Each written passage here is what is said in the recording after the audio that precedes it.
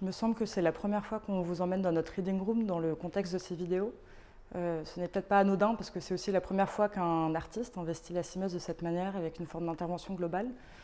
Paul y présente ici à la fois des peintures à double face, dont on parlera un peu tout à l'heure, mais aussi des offrandes un peu sans Dieu qui donnent une texture à la fois de la manière dont Paul travaille à l'atelier, mais aussi du contenu de ses peintures et de sa relation à tous ces rituels à la fois millénaires et ésotériques qui infusent le travail de Paul de plein de manières différentes.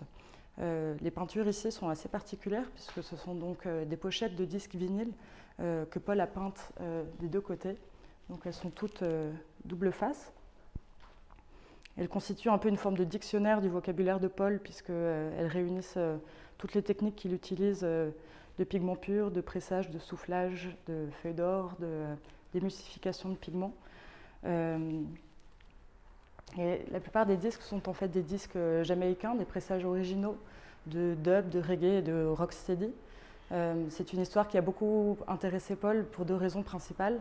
La première, c'est pour la relation entre la Jamaïque et l'Éthiopie, puisque en fait, les Rastas pensaient que le dernier roi d'Éthiopie était une forme de prophète. Il s'appelait le Rastafari et c'est donc lui qui a donné le nom à la culture Rasta en Jamaïque. Et à tel point qu'il a offert une terre aux Rastas en Éthiopie, ce qui a donné naissance à une forme de migration inversée de la Jamaïque vers l'Éthiopie.